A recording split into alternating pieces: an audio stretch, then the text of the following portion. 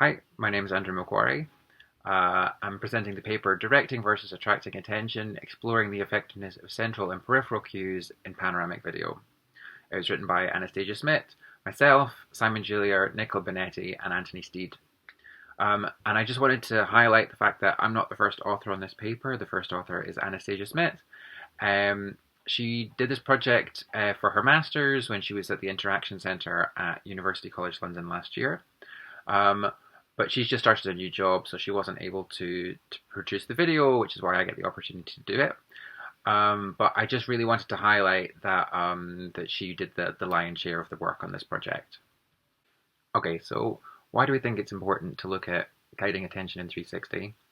So 360 has a lot of really nice properties.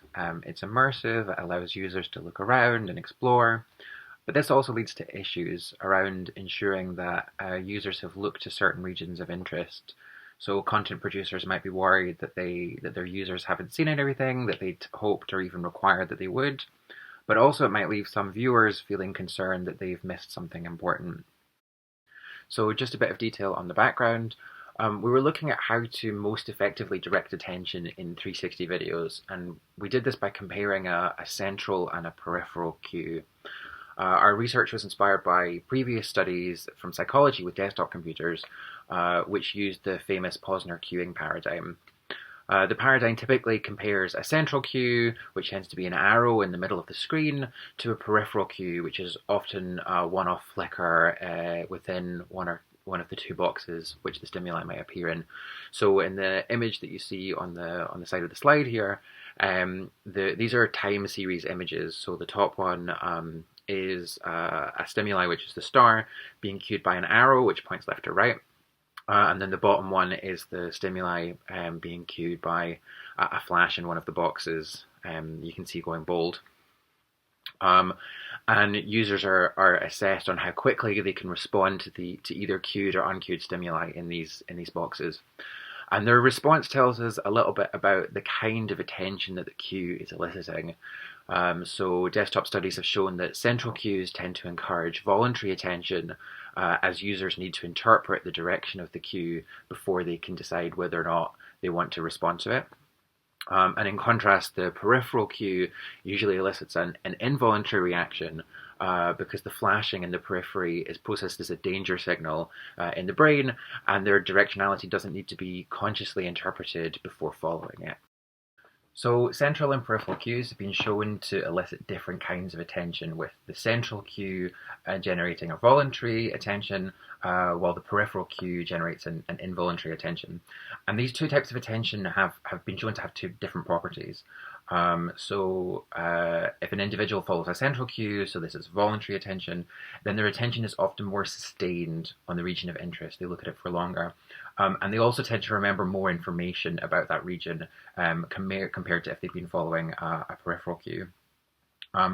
Conversely, peripheral cues, so this is involuntary attention, they tend to be harder to ignore, so the user hasn't consciously processed them, so they can't make a decision to ignore them. And also they tend to generate faster responses because this is a reflexive response. So there's also work looking at getting attention in a VR context. I can't cover all, but here's a couple of examples. The first is Renner and Pfeiffer, who looked at getting attention in augmented reality experiences using a bunch of different cue types. Sylvia Roth and colleagues also looked at guiding attention in 360 videos using peripheral cues. But this study is novel in that we're the first to explore central versus peripheral cues and investigating the different properties of attention that I've just discussed and whether or not these hold up in the context of 360 video, where regions of interest may predominantly be outside of the user's field of view. So our research question was, to what extent do a central arrow and a peripheral flicker differ in their effectiveness for guiding and focusing attention in cinematic virtual reality? I mentioned that we had two cue types, so I'll describe those now.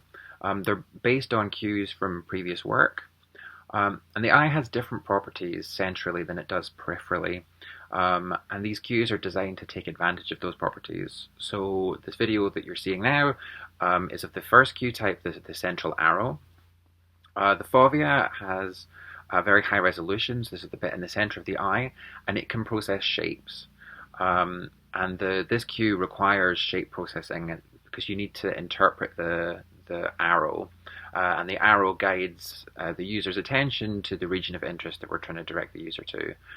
So this triggers voluntary attention. We're directing the user's attention in the direction of the region of interest. Our arrow cue followed the central region of the eye, so we use a FOV head-mounted display that has a built-in eye tracker, so the arrow actually follows the user's central vision. Our peripheral vision is sensitive to flashing, so we use a flicker in the user's periphery to attract the user's attention towards the region of interest. Unlike the arrow, where you make a conscious decision to follow it after interpreting its meaning, the flicker triggers involuntary attention, so it's a reflexive response. Ours was not designed to be subtle. While some peripheral flickers in the literature are designed not to be noticeable, ours was very obvious. Our peripheral cue sits on the edge of the field of view of the head-mounted display, in the direction of the region of interest, until that region is inside the field of view, and at that point it starts sitting on top of the region of interest. And both cues disappear when the user looks at the target region. So to explore these ideas, we conducted a user study. We used a mixed methods approach. We had 24 participants, and there's some details about them. The qualitative section, there was a semi-structured interview at the end of the experiment, and the data from that was recorded and transcribed, and then analysed using thematic analysis. For the quantitative section, we used a repeated measures approach. So each participant saw both of the cue types. We randomized the cue types. The order was randomized, but each participant saw the same number of cues of each type of cue. And the metrics that we looked at, I'm going to talk through the metrics and also mention the hypothesis that we had around each one as I go. So we looked at the time to reach the region of interest, and the hypothesis here was that the arrow would be slower as the flicker produces a reflexive response. And here we used the time per visual angle, which is a metric from the literature, which corrects for the distance that the user has to travel to get to the region. We also explored time spent looking at the region of interest, with the hypothesis being that arrows would produce a longer dwell time because following the arrow was voluntary. We also looked at the number of cues followed, with the hypothesis being that the flicker would produce more followed cues because you can choose to ignore the arrow. And also the memory of the region of interest, with the expectation being that the arrow would produce better memory, as the literature shows that users tend to encode information in the region of interest better if they've followed with voluntary attention. And we also wanted to look at how users engaged with the two cues, so we used the widely applied user engagement survey short form. We had 3 different pieces of stimuli. The first was an introductory video, which was just to get users used to the cues. And then we had 2 experimental videos. And the videos needed to have certain properties, so we were looking to direct users to multiple different regions of interest, and something had to be happening there. But we also needed that activity to not be happening all the time. It had to be happening at a certain time so that we could check that we directed attention to the right region at a specific time.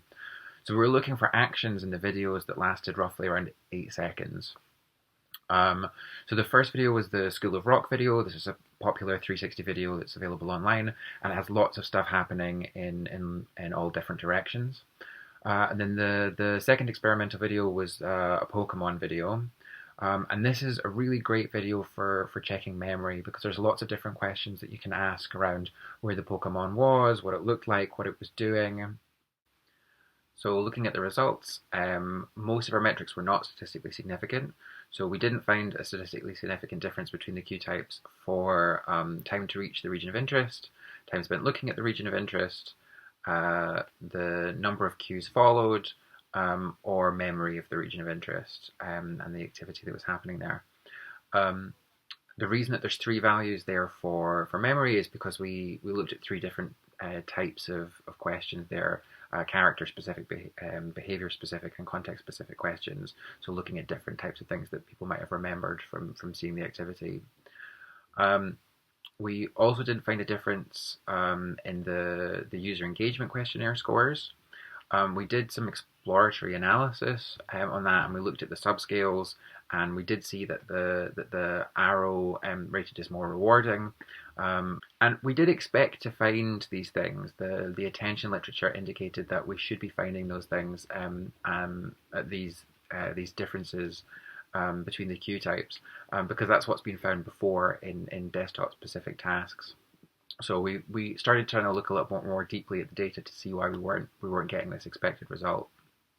So this graph shows the rolling average of the eye distance traveled towards the region of interest immediately following the cue onset.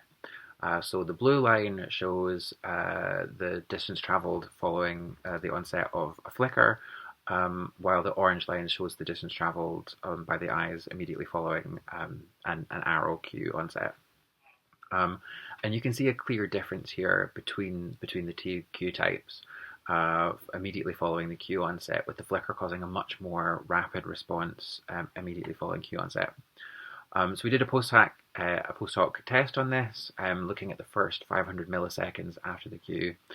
And we based this number on the literature, which says that a difference between a reflexive and a voluntary response should be discernible within the first 500 milliseconds.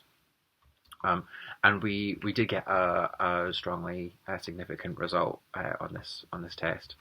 But critically, this rapid response isn't sustained. So over time, we start to see that the response between the arrow and the flicker becomes very similar. And there's a few possible explanations for this, so we discuss some of them in the paper.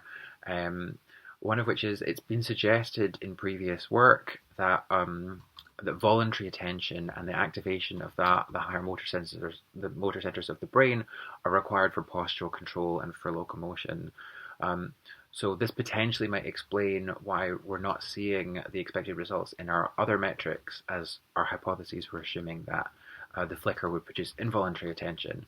But this would indicate that both of our cues require voluntary attention when the region of interest is outside of the field of view, because users have to start activating their higher motor centers of the brain in order to rotate their body and their shoulders to turn around to see regions of interest which are behind them. We also did a thematic analysis on the interview data. I can't cover the whole qualitative analysis here, but please see the paper for details. But I just wanted to go over the 5 main themes that came out of it. So participants talked about the different properties of the cues for grabbing attention in different ways. So people said that they had to think about the arrow while the flicker was more instinctive. They also talked about how the different cues guided attention better or in different ways. So for example, the arrow was felt to be more forceful and clear. There was also discussion about the impact that it had on exploration. So both cues were felt to encourage exploration, but in different ways. So for example, the flicker was felt to be more vague due to its circular shape. So it might have encouraged more exploration of the surrounding area. Context was also felt to be super important. So some people felt like that the arrow would be much more useful for educational content or search-based tasks, while the flicker would be better for entertainment experiences, where it might distract less from the storyline, for example. And finally, participants felt that that the cues, both types of cues, help them remember info from the region of interest, which is backed up by the quantitative data, but also that they were only really retaining this information if they were interested in what they were being directed to. In conclusion, we looked at 2 different cue types, the central arrow and the peripheral flicker. We performed a repeated measures experiment with 24 participants. The flicker produced an initial fast response, but this wasn't sustained. And this might indicate that the flicker produces voluntary attention when the region of interest is outside the field of view and users have to start moving the rest of their body. This differs from traditional desktop attention. So this might indicate that content creators need to consider this, as traditional attention paradigms may start to break down in 360 contexts. Okay, thanks very much.